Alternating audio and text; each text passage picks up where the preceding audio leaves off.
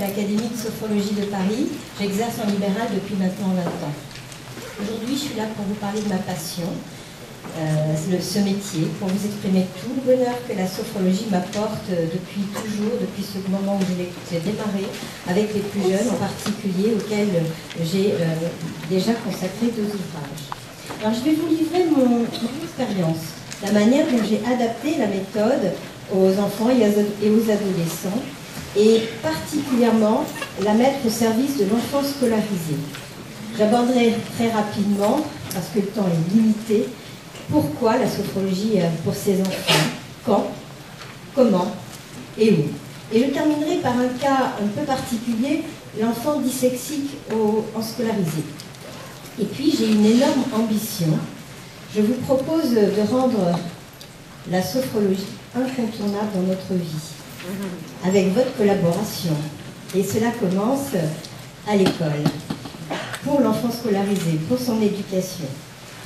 Dès son entrée à l'école, l'enfant va rencontrer des obstacles et des stress. Rien n'est vraiment mis à sa disposition pour les dépasser, et la place du corps dans la pédagogie actuelle est assez ignorée. La valorisation, le développement des capacités sont peu mis en avant, et il est accordé de moins en moins de temps à chaque enfant. C'est là qu'il se démotive. Alors, avec la sophrologie, l'enfant découvre le plaisir dans l'apprentissage, de sourire, du dépassement de lui-même, et puis la joie de réussir. C'est avec cette méthode, parce qu'il n'y a pas d'interprétation, que l'enfant, l'ado, n'a pas besoin de se justifier. Notre outil, entre autres, c'est notre phénodescription, qui est un moyen assez extraordinaire, même fabuleux, pour permettre l'expression, qu'elle soit orale, qu'elle soit écrite, qu'elle soit dessinée. Et dessiner, c'est la vivance de l'enfant. Et pour moi, elle fait partie intégrale de ma pratique. C'est avec ces dessins d'enfants que je vous invite à une rencontre rythmée d'émotions.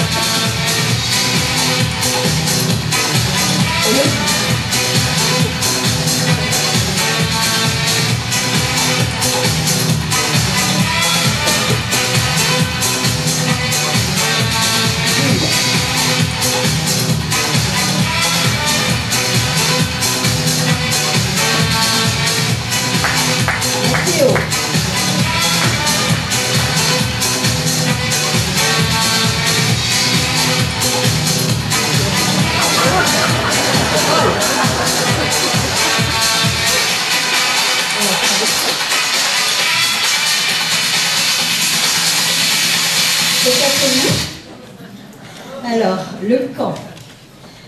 Eh bien, dès l'école maternelle. Parce que la sophrologie va l'aider à prendre conscience déjà de sa respiration. La sophrologie et sa pratique va l'aider à préparer la conquête de sa verticalité dès la maternelle, celle de son schéma corporel qui est en pleine construction, et puis apprendre à se détendre, parce que l'enfant qui rentre à l'école a de grands changements de rythme, de vie, et donc de fatigabilité. Et puis c'est aussi déplacer, ou comme certains me disent, se détacher du négatif. Vous savez, toutes ces choses qui nous embêtent. Et comme m'a dit un petit garçon, bah dis donc, à force de souffler là-bas, comme tu dis, loin, de l'autre côté de la terre, ça doit drôlement être sale là-bas. Hein. C'est vrai qu'après, j'ai rectifié le tir. Peut-être vous parler aussi d'une expérience, un cadeau qui m'a été fait. J'ai accompagné ma fille en dernière année de sa maternelle à la visite médicale qui est obligatoire. Et lors des tests psychomoteurs, vous savez, ces tests, on doit mettre la main sur le nez, relâcher les yeux fermés, marcher sur une île, etc. Eh bien, ma fille avait fait tous les exercices les yeux fermés. Donc le médecin s'est approché d'elle en disant « Mais dis donc, tu es drôlement à l'aise dans ton corps, les yeux fermés ». Et elle lui a répondu normalement bah, « C'est normal, moi je fais de la sophrologie ». Donc le médecin lui a dit « Ah bon, tu fais de la sophrologie, mais où ça, quoi, comment ?» Bah, avec ma mère. elle est sophrologue. Donc bien évidemment, le médecin s'est retourné vers moi, m'a demandé dans quel cadre j'avais fait de la sophrologie avec ma fille, et puis je lui ai expliqué que c'était en réalité un petit groupe que j'avais mené en expérience sur une année de ces années de maternelle qui était assez extraordinaire. J'avais eu l'inconscience de prendre 15 enfants pour une première fois. Mais ça s'est très bien passé. Et donc la dame, médecin, est revenue avec une liste en me nommant les uns après les autres, tous les enfants de mon groupe, plus un, parce que là je ne sais pas d'où il vient, il n'était pas à moi. Et elle m'a dit, j'ai dit, mais comment vous avez eu cette liste? Qu'est-ce que c'est que cette liste? Et là, elle m'a expliqué, bah écoutez, vous avez travaillé sur les 3 communes, sur les 3 villes, et on a repéré ces enfants, parce qu'ils avaient au niveau psychomoteur 2 ans et 8 mois d'avance sur les autres. Enfin, d'avance, dans leur réactivité. Et effectivement, ça leur a permis d'avoir aussi une meilleure approche après, je dirais, au niveau psycho et corporel, des apprentissages à partir du CP. C'était un petit peu l'exemple que j'avais envie de vous dire pour vous faire comprendre que bah, voilà, la sophrologie, ça peut être aussi cet accompagnement-là. Et puis, on va passer à l'école primaire. Là aussi, peut-être pour mieux saisir l'importance de notre action, de tout ce potentiel qu'on peut apporter d'accompagnement, je vais vous parler de Tiffaine. J'ai fait une intervention dans une classe à triple niveau, ce qui est assez rare. C'est la dernière année de maternelle, CP, CE1. Je suis intervenue dans le cadre de faire une présentation. On a fait une relaxation dynamique du premier degré avec ses enfants, 25. Une relaxation un petit peu particulière à ma sauce, puisque nous sommes devenus des pirates, les yeux fermés, comme on pouvait, debout, et à découvrir chaque partie de nos corps avec une action. Et je demande une phéno dessinée à la suite de cette relaxation dynamique, et par la suite, je leur ai fait une relaxation guidée ou conte sophrologique dont je vais vous parler tout à l'heure, qui permet de prendre un peu de distance sur les situations difficiles et de réveiller les capacités nécessaires pour les dépasser. Là, la maîtresse m'a interpellée en me disant oh, c'est bizarre là, vous voyez la petite Tiffaine, c'est la première fois, ça fait 3 ans qu'elle est dans ma classe, elle est en grand échec scolaire, elle a 9 ans en CE1, c'est la première fois que je la vois se servir d'une règle. Et la petite dessinait son bateau, le mât, les pirates, enfin tout était là. Bien. Et puis l'histoire s'arrête là quand la maîtresse m'envoie un petit message quelques semaines plus tard, à peu près 15 jours, 3 semaines plus tard, en me disant écoutez, Tiffaine m'a encore surprise. Elle a numéroté chaque ligne de son cahier pour pouvoir écrire. Alors, je lui avais demandé pourquoi. Et cet enfant qui ne rentrait pas dans les apprentissages, qui avait cette difficulté d'écrire dans les lignes, d'elle-même avait numéroté ces lignes pour se repérer. La maîtresse était un petit peu déçue de ne pas y avoir pensé elle-même. Et puis, nouvelle chose. 15 jours plus tard, cet enfant est arrivé avec un petit papier. Dans le creux de la main, il a confié à sa maîtresse. Je vous le livre tel que je l'ai reçu par texto, vous savez, sur les photos de vos téléphones, de vos smartphones.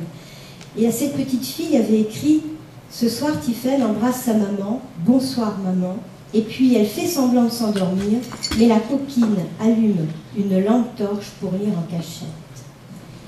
Je vous dis pas l'émotion de la maîtresse, c'est la mienne.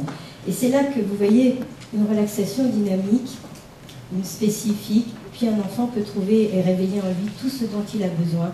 Un peu comme nous avons entendu depuis ce matin, et bien laissons chaque personne vivre et sa vivance, son vécu, comme on l'a entendu, et réveiller ce dont il a besoin. Maintenant, on va aller rencontrer, il y a un peu plus grand, c'est le collège. Là, un autre univers, le collégien, il a besoin d'être accompagné, d'être rassuré. Parce que d'abord, il y a beaucoup de transformations dans son corps et avec les hormones qui perturbent. L'anxiété est très forte, elle peut se traduire par des troubles du comportement. D'autre part, parce que là aussi, on lui a imposé une nouvelle méthode de travail, une nouvelle approche du travail à fournir. Encore une fois, la sophrologie, c'est un moyen extraordinaire de lui permettre d'appréhender ces étapes. D'abord, les 3 premières relaxations dynamiques, associé à la conscience tissulaire, tout le monde connaît l'ancienne Wi-Fi, maintenant ça s'appelle conscience tissulaire, il va intégrer son schéma corporel en évolution. Moi, je me suis rendu compte combien faire parler de la biologie à un préado ou à un adolescent était important. C'est un aspect concret qui facilite bien l'intégration à la conscience. Ma peau, mes muscles, mes organes, mes os, mon système nerveux, voilà, ça facilite l'appropriation. Les techniques spécifiques vont lui permettre de canaliser son énergie débordante, souvent traduite en agressivité. Et là, on va pouvoir utiliser cette énergie, la substituer pour peut-être mieux se concentrer, ou apprendre à se concentrer, pour se motiver au travail. Et puis, il y a la vue du premier examen qui va être le brevet et qui va commencer à apporter une nouvelle notion à cet ado. On continue notre cursus, on arrive au lycée, au bac et aux études supérieures. Là encore, on a une vraie solution, quelque chose d'exceptionnel à proposer aux lycéens et étudiants. La rencontre avec eux-mêmes, débloquer les peurs, les aider à se projeter dans l'avenir et être présent. On l'a entendu aussi ce matin. Les techniques de base, elles vont donner l'accès à la détente. Vous savez, un ado, et encore plus un lycéen, ça c'est plus détendre. Ils ne savent pas faire. Mais c'est plus de la détente, c'est une espèce de coma souvent.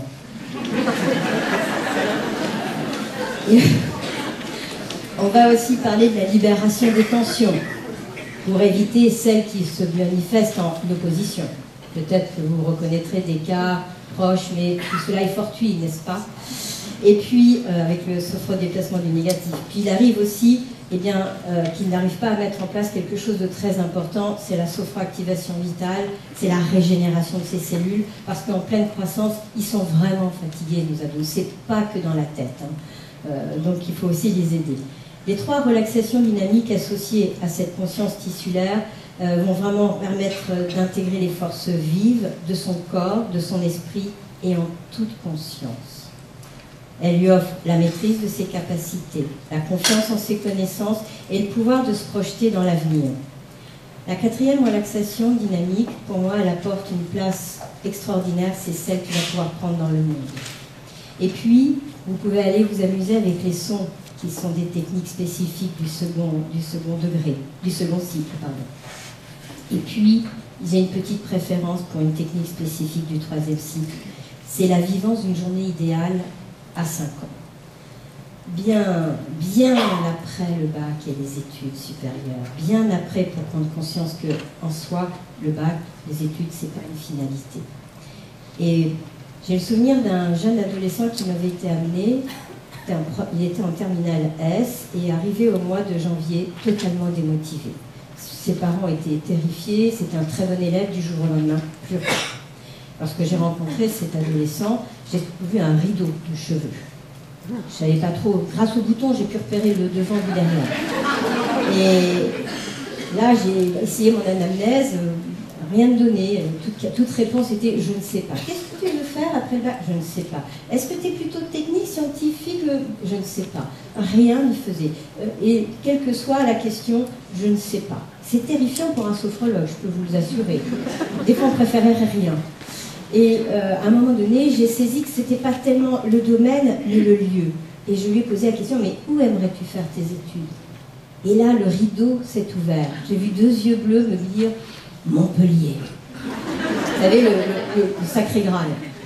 Donc j'ai compris que ce n'était pas tellement la ville ou les études, peut-être une petite copine par là qui devait l'intéresser, mais à partir de ce moment-là, on a pu faire cette technique. Il s'est projeté dans cette ville, 5 ans après avoir terminé ses études, son bac et tout le reste, dans la ville où il voulait, dans l'endroit où il voulait, de la manière dont il voulait, avec la personne qu'il voulait. Et c'est d'arrache-pied qu'il a eu son bac. Voilà. Je voulais vous dire ça parce que ça suffit de très très peu avec les adolescents pour leur retrouver leur motivation, leur. Alors, comment eh bien, j'ai des choses un petit peu particulières que je mets en place depuis 20 ans. Déjà, faire prendre conscience de sa respiration. La respiration en toute conscience. Parce que, quel que soit l'âge de l'enfant, acquérir la conscience de la respiration, c'est la chose indispensable à la pratique de la sophrologie. Quand je peux faire comprendre à l'enfant que la respiration, c'est la vie, et que maîtriser cette respiration, c'est maîtriser sa vie, alors on lui fait un cadeau inestimable. L'utilisation de la respiration synchronique, en associant la respiration à une pensée positive, à une action, ou simplement à de l'énergie, et vous lui donnez des cadeaux. Et puis l'autre accès, eh bien, c'est le jeu. Alors, pour ceux qui me connaissent, oui, le jeu. Je m'amuse beaucoup, je fais de la pédagomagie. Et j'ai sélectionné pour vous quelques-uns de ces jeux, en particulier pour faire prendre conscience de son schéma corporel, un jeu qui est celui de la boule magique. Alors la boule magique, dès le plus jeune âge, l'enfant peut rencontrer son corps, son schéma corporel avec cette boule. Il va se concentrer et va intégrer la vivance au passage de la boule sur les parties du corps qu'il nommera ou que nous nommerons, avec une certaine intentionnalité. Elle peut devenir une sophro-base vivencielle parce qu'elle brille et qu'elle fait du bien là où elle passe.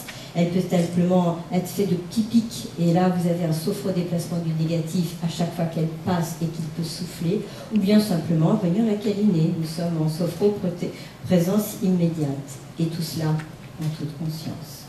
Alors, l'autre, le déplacement du négatif, je l'ai matérialisé, parce que le négatif, il fallait le matérialiser. C'est pas facile de dire à un enfant, un adolescent, débarrasse-toi de ton négatif.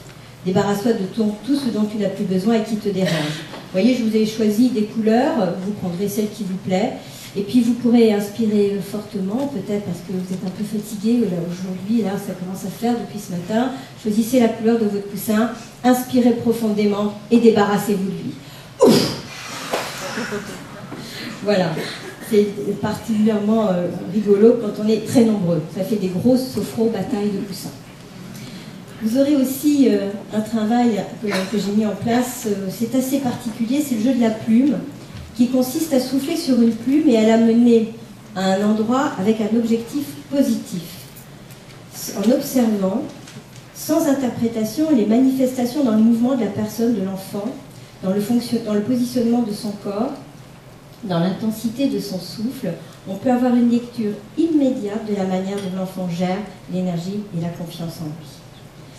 Voilà, donc là aussi, je dois vous avouer qu'en arrivant sur scène, j'ai trouvé une petite plume, donc je vous l'offre. Et puis, il y a ces contes sophrologiques. Alors, bien sûr, ce n'est pas des techniques sophrologiques, mais ils sont conçus à partir des techniques spécifiques et de la relaxation dynamique intégrée à une histoire. Là, c'est l'histoire d'une vie. Il y a un dernier outil que j'avais envie de vous présenter, celui qui est spécifique aux pré-ados et aux ados, c'est le jeu des mandalas. Je me suis trouvée très ennuyée quand il a fallu mettre en place la relaxation dynamique du 3e degré avec la tridimensionnalité et la marche. Première chose, mettre debout un adolescent. Tu te mets debout. Et il cherche encore. Ensuite, c'était ferme les yeux. Nous allons vraiment des choses très difficiles. Et alors le pire, ça a été, et maintenant tu médites. Là, j'ai perdu beaucoup de mes passions à ce moment-là. Donc pour pouvoir mettre en place cette tridimensionnalité, j'ai inventé ce support qui est fait d'un visuel et d'un mot, d'une phrase, que je dispose. Sur le premier pas, cette tridimensionnalité, on va commencer par notre prétérisation. Sur le 3e pas, notre futurisation. Et sur notre 6e pas, la boucle, pour le retour, eh bien, ça sera la futurisation. L'ensemble des mots et des phrases apportent, s'il le désire ou pas, librement à l'adolescent ou au préadolescent la possibilité de méditer dessus. Ne jamais laisser un enfant ou un adolescent dans l'impuissance, dans l'incompréhension. Enfin, c'est où ? Où est-ce qu'on peut pratiquer la sophrologie avec les enfants scolarisés? Alors bien sûr, hors milieu scolaire, votre cabinet libéral, le milieu associatif, les structures institutionnelles. Je suis très heureuse d'avoir entendu que beaucoup de choses se mettaient en place dans les crèches, dans les DAS, dans les centres de loisirs, dans le milieu hospitalier. Et puis aussi, eh bien, sur ce temps d'accompagnement périscolaire au niveau des maternelles et du primaire, dans les coopératives scolaires, au niveau du collège, mais aussi, sachez-le, sur les temps d'accompagnement personnalisé avec des chefs d'établissement qui sont tous prêts à nous laisser la place sophrologue pour intervenir. Et enfin, dans les grandes écoles, sur des projets d'accompagnement des étudiants, où j'ai pu travailler par exemple avec HEC, pour non seulement pour les examens, mais surtout pour la préparation aux embauches, pour les stages et les premiers emplois. Alors, je vais terminer. Le cas particulier. Alors, pas si particulier que ça, puisque si j'ai choisi le dyslexique scolarisé, c'est parce que ce handicap est reconnu par l'éducation nationale. Il faut quand même savoir que les enfants qui sont touchés par cette dyslexie eh bien, principalement, n'arrivent même pas à recopier un texte qui est écrit au tableau, ne peuvent pas organiser l'ordre des mots dans une phrase, ont des troubles de l'attention et de la concentration qui sont très souvent associés à cette problématique. Sur le plan du comportement, ils ont des difficultés à se valoriser, ça génère souvent de l'agressivité face à cette impuissance, à celle qu'ils ressentent. Il y a de la susceptibilité, on parlait de l'ego, mais il y a beaucoup d'orgueil, parce qu'ils ont peur de perdre la face, parce qu'ils ont peur de se sentir nuls auprès des autres. Et puis surtout, cette anxiété au quotidien. Et dans les 3 cas que je vais vous proposer, j'ai choisi de vous présenter un état de crise. Là, c'est trop tard, mais on va faire quand même quelque chose. L'état d'urgence et puis la prévention. Vous voyez, la bulle, laissez-moi. Voilà ce qu'on va essayer de mettre en place avec le dyslexie. Sur l'état de crise, j'ai encore choisi de vous parler d'exemples parce que c'est plus simple. Diego, 17 ans. Il est en première. Il vient pour un problème de perte de motivation, enfin juste à quelques semaines du bac de français tout de même. Et c'est un enfant, qui est un lycéen, qui ne rend pas ses devoirs. Taxé de fumiste par ses enseignants parce qu'il est plutôt brillant et même très présent à l'oral en classe. Alors je découvre assez rapidement qu'il ne s'agit pas qu'il ne veut pas rendre ses devoirs, c'est qu'il ne peut pas rendre ses devoirs. Je l'ai donc dirigé vers une orthophoniste qui a très vite mis le diagnostic dyslexique avec déjà une forme de rééducation.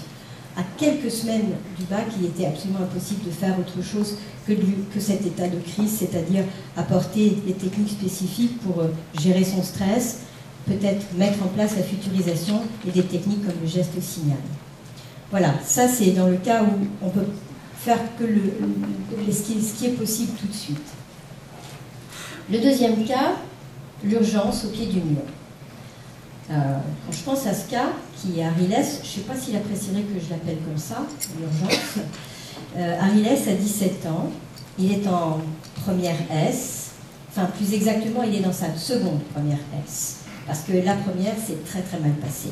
Il est dyslexique, diagnostiqué, et là c'est l'état de panique. On a déjà fait de la sophrologie ensemble, Ariles et moi, il a déjà fait pratiquement toutes les relaxations dynamiques, et on a pu mettre en place pas mal de protocoles très personnalisés avec les relaxations dynamiques. Et puis arrive le moment du bac. Vous savez que les dyslexiques ont droit à ce qu'on appelle un tiers-temps. Le tiers-temps, c'est qu'au lieu d'avoir les 3 heures pour faire leur examen, ils en ont 5. Ça veut dire que déjà 3 heures c'est long pour un dyslexique, alors 5 heures ne raconte même pas. Et la première chose qu'il m'a dit, ma mère m'a dit qu'il fallait que je tienne les 5 heures. Voilà. Alors, je lui ai proposé ce protocole, un protocole d'accompagnement. La première heure, je lui ai proposé de lire ce qu'on appelle le corpus, tous les textes qui lui sont proposés, de choisir son texte ou son thème et de se mettre sur les 15 dernières minutes en sophro. Donc une intégration du texte qu'il a choisi, une pause pour aller se promener à l'intérieur et peut-être réajuster déjà son plan. À la désophronisation, il corrige éventuellement ce qui est nécessaire. Deuxième heure, je lui proposais de faire la rédaction de son introduction, voire de sa conclusion s'il le pouvait. Et sur le même principe, les 15 dernières minutes, c'était une magnifique balade qu'il allait faire dans son intro. Les dyslexiques sont visuels, les dyslexiques ont des paysages, les dyslexiques ont un don. Alors je lui ai demandé d'aller se promener. Et puis, à la désophronisation, d'aller corriger peut-être dans la fluidité de son intro ses fautes d'orthographe. Rédaction de la première partie sur la 3e heure, cette fois une magnifique balade, une vraie visite. Et il avait choisi en plus ce texte, vous savez, qui a causé pas mal de problèmes, ce texte sur un fleuve, que les élèves n'ont pas très bien compris. Et je lui ai proposé donc sur la 4e heure de faire la même chose pour sa 2e partie, toujours avec cette visite, voir s'il n'avait rien oublié, s'il était bien en adéquation dans la fluidité de ce qu'il pensait. Et sur la 5e, de faire la conclusion avec la synthèse et éventuellement d'intégrer tout son texte avec une relecture. Il m'a dit qu'il avait tenu 4h30. Il a surtout eu 15 à l'écrit et 16 à l'oral. Quand il est sorti, la première chose que les autres m'ont dit, tu t'es complètement planté, c'était pas du tout ça ce qu'il fallait faire. Voilà. Les autres n'ont pas eu la même note, hein, je vous le dis tout de suite. Enfin, la prévention. La prévention, c'est un petit garçon de 10 ans aujourd'hui, Elouan, que je suis depuis 5 ans. Et depuis 5 ans, c'est la fin. Et depuis... je vais faire vite, c'est de la prévention. Hein. Donc, Elouan est un grand dyslexique, trouble de l'attention, hyperactivité. On est passé à la méthode... Enfin, le médicament pour lui a été vraiment salvateur. Il ne faut pas jeter la pierre parfois à certaines molécules. Elle lui a vraiment permis de retrouver une forme de contrôle sur lui. Mais avec la sophrologie, c'était aussi très acceptable. On a mis en place, pour les devoirs français à la maison, quelque chose qui était très important parce que ça, il n'y arrivait vraiment pas. On a mis en place comme un jeu vidéo. Alors on parlait du virtuel, mais là je me suis servi du virtuel. Je lui ai demandé de s'imaginer en sophroprogrammation future, d'avoir terminé ses devoirs, quel que soit le thème du devoir en français, parce qu'il était très heureux de l'avoir fait. Et puis, d'activer sa capacité qu'il a dans les autres matières, particulièrement les maths. D'utiliser ce pouvoir, ce potentiel. Vous savez, la petite gourde magique qu'on a dans les jeux vidéo. Faire une sophro-acceptation progressive pour organiser les 10 minutes qui allaient venir avec son pouvoir magique et bien sûr le faire comme un jeu. À la désophronisation, il allait réaliser ses devoirs. Mais ce que je vais surtout proposer, c'est de répéter cette séance pour les 10 prochaines minutes de travail, c'est-à-dire 3 fois 10 dans la journée ou dans sa période de travail. Et de pouvoir trouver l'intention de les vivre comme des niveaux ou des séquences de jeux vidéo à dépasser. Parce que là, on va intégrer la joie, le bonheur et le sourire de la réussite. Alors, maintenant, c'est un petit peu ce que je vais vous dire. À vous, sophrologues, de trouver la cohérence dans ce programme clair que vous avez envie de mettre en place avec des enfants à l'école. Fait de plaisir, fait de sourire d'enfants pour leur réussite existentielle. Je ne parle pas de réussite scolaire, je parle celle de leur vie. Voilà.